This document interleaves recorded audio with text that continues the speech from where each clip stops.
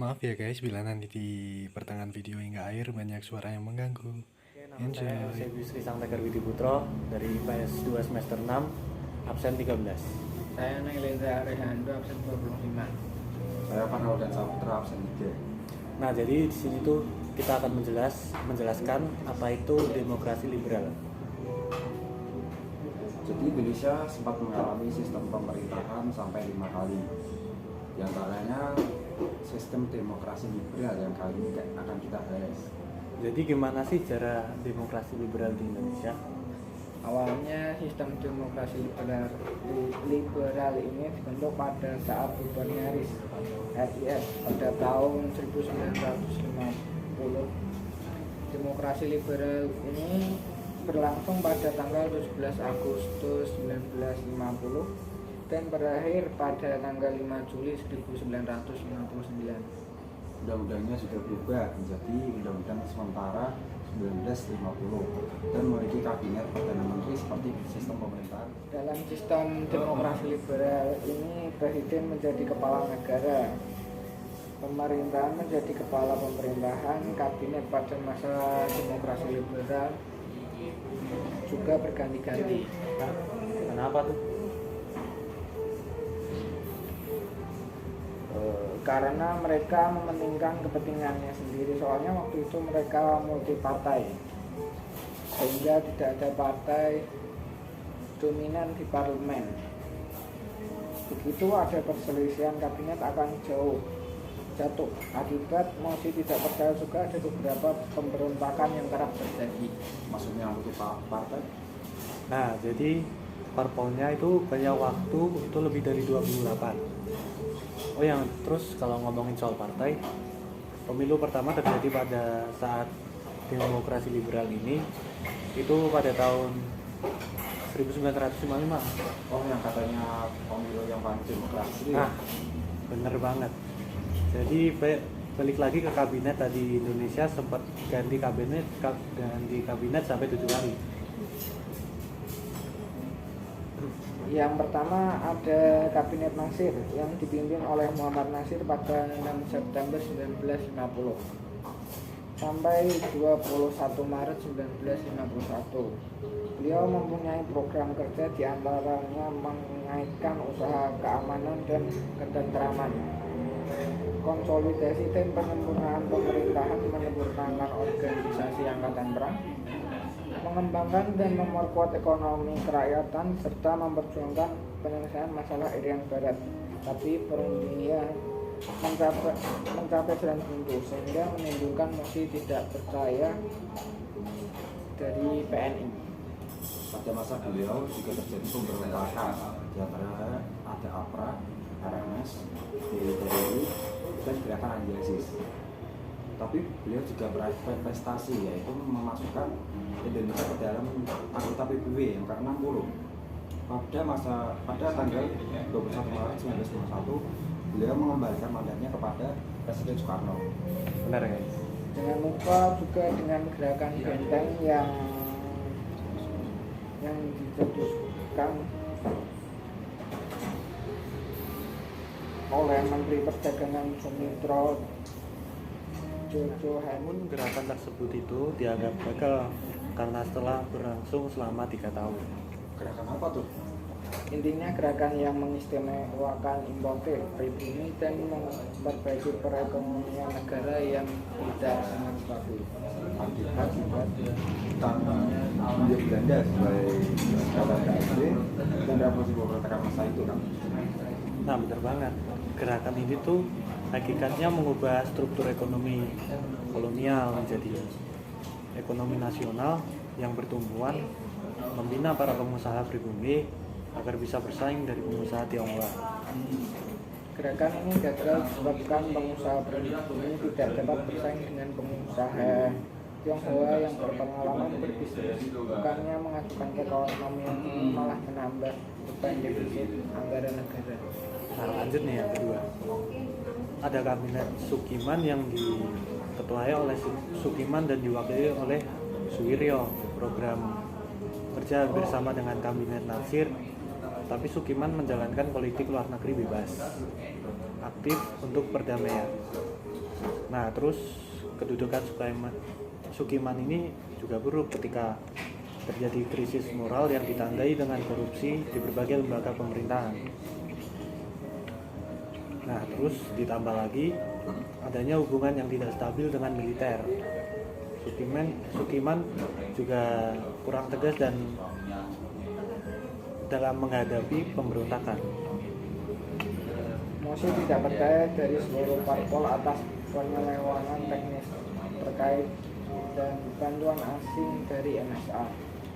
Kabarnya kabinet ini mendatangani sebuah perjanjian dengan MSA terkait persetujuan bantuan ekonomi dan senjata sehingga harus mengembalikan mandatnya.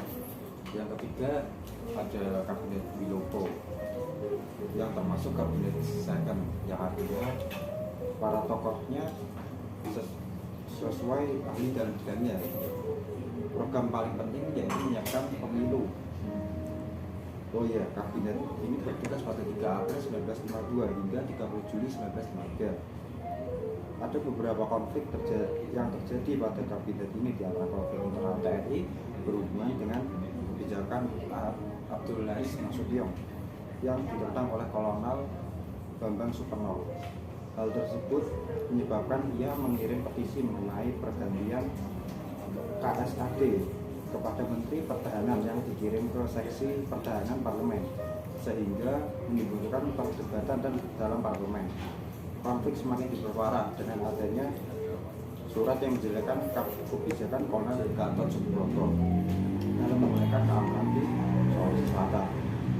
Keadaan ini menyebabkan muncul demonstrasi di berbagai daerah untuk mengutuk dibubarkannya parlemen.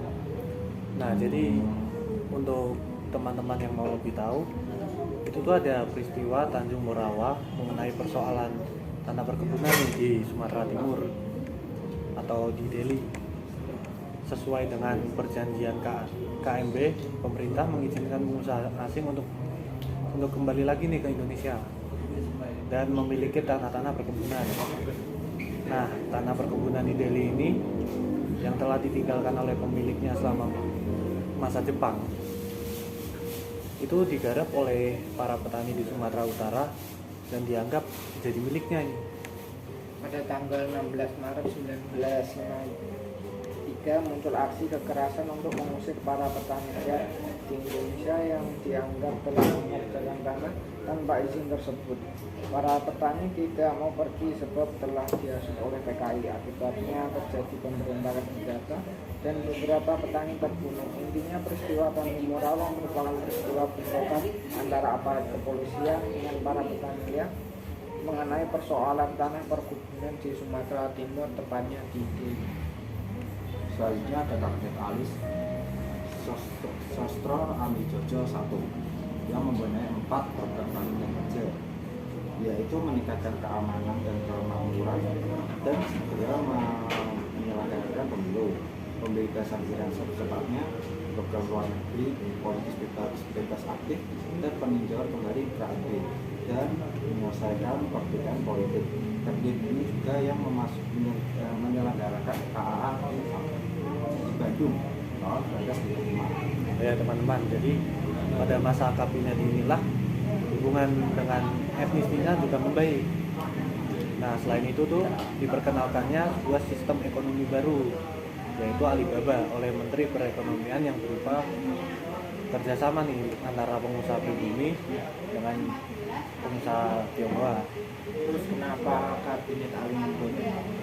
Loh, itu kan karena masalah kepercayaan masyarakat yang menurun karena adanya korupsi dan inflasi.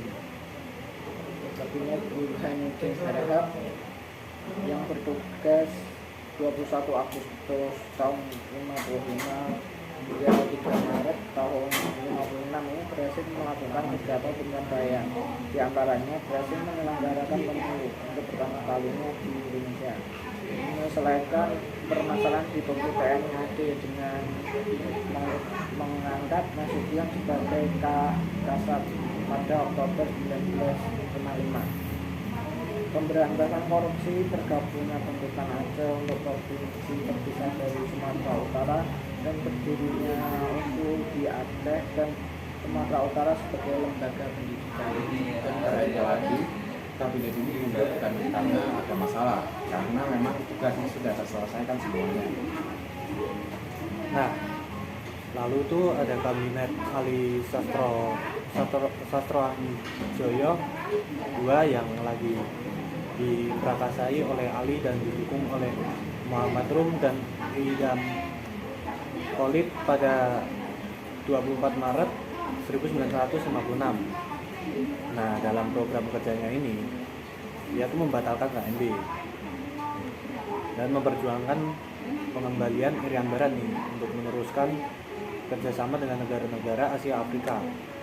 Nah, pecahnya Partai PNI dan Masyumi menjadi alasan kemunduran kabinet ini. Banyaknya tuntutan agar Ali mundur nih. Nah, terus Masyumi juga menarik menteri-menterinya dari kabinet Ali agar semakin melemah dan bubar pada tanggal 14 Maret tahun 57. Berarti cuma menjabat 1 tahun Pak ya? Nah, tepat sekali dilakukan oleh kabinet Juanda. Kabinet Juanda juga termasuk kabinet Zaken. Kabinet ini diperakarsai oleh Insinyur Juanda. Mempunyai program kerja antara lain membentuk Dewan Nasional, memobilisasi keadaan Republik, melaksanakan pembatalkan perjanjian KMB, memperjuangkan Irian Barat dan mempercepat proses pembangunan. Katanya pada saat itu ada rencana pembunuhan Soekarno ya? Nah, itu namanya peristiwa Cikini. Ya benar, pada tanggal 30 November tahun 57 yang terjadi didalamnya oleh anggota pemerintahan DIPI. Loh, jadi Yusuf Ismail toh? Tapi kabinet itu berhasil memutuskan deklarasi 9 yang intinya Indonesia berdaulat secara mutlak atas seluruh wilayah perairan di Indonesia. Terakhirnya kabinet Juanda juga berakhirnya era demokrasi liberal di Indonesia. Jadi kesimpulan kehidupan masa demokrasi liberal ini adalah Kabinet sering berganti. usia kabinet yang pendek menyebabkan program tidak bisa berjalan optimal. Kondisi politik, ekonomi, sosial, dan keamanan tidak stabil. Nah, jadi pemberontakan terjadi di berbagai daerah. Belum lengkap nih kalau belum bahas pemilu yang pertama tidak bisa berjalan optimal. Tapi kan enggak sih, Indonesia sebenarnya punya keinginan menyelenggarakan pemilu pada tahun 1946. Tapi karena ada penyebab yang tidak memungkinkan pada waktu itu. Nah, ini jadi yang pertama. Memang belum tersedianya perangkat perundang-undangan untuk mengatur penyelenggaraan pemilu nih. Terus yang kedua, rendahnya stabilitas keamanan negara karena serbuan pihak asing yang mengharuskan Indonesia terlibat peperangan. Akhirnya kemudian terlaksanalah 10 tahun kemudian, tepatnya pada tahun 1955. Pada masa kabinet Harapin, tanggal berapa bro? Itu benar banget. Pemilunya dilaksanakan dalam 2 tahap. Yang pertama tahap 1 pada 29 September tahun 1955 memilih parlemen DPR.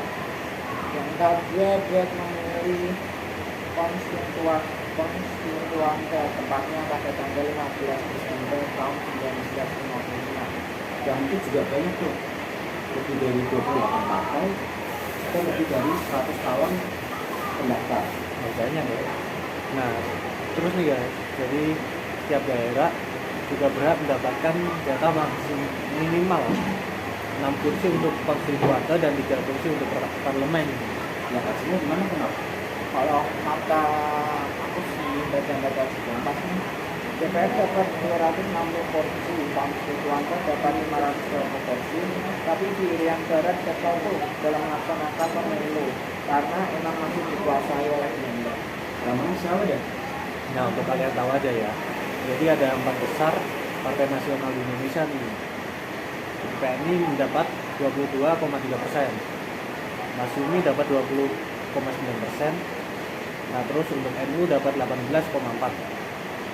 Yang terakhir itu PKI atau Partai Komunis Indonesia mendapatkan 16,3%.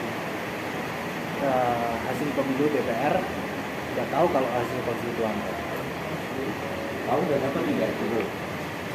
PNI dapat 23,9%, Masyumi dapat 20,5%, NU dapat 18,8%, dan yang terakhir PKI dapat 16,4%. Pemilu pertama memang paling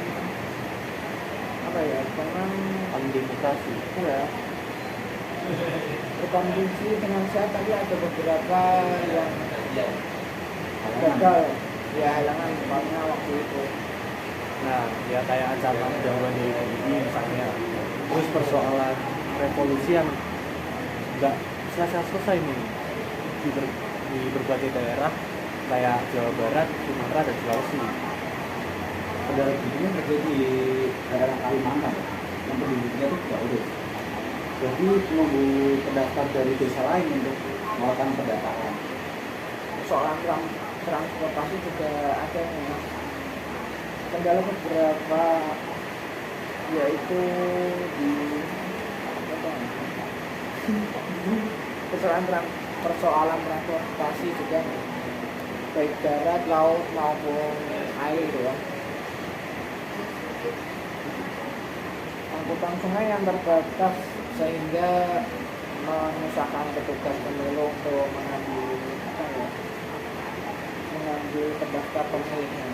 Nah, kalau kalian mau tahu ya, jadi akhirnya nih demokrasi liberal ini berakhir tuh tanggal 5 Juli tahun 59 setelah keluarnya dekret presiden yang mengarah ke ajakan Presiden Soekarno pada waktu itu untuk berpindah ke sistem demokrasi terpimpin yang dipimpin oleh Soekarno-nya sendiri tuh. Demokrasi liberal ini memang nggak cocok di Indonesia. Karena sudah merupakan Indonesia itu bhinneka tunggal ika, Ya, juga berkenaan dengan Undang-Undang Dasar Negara Indonesia. Jadi yang Dari kelompok kami dari kami kurang lebihnya mohon maaf. bila ada salah kata, kami mengucapkan terima kasih.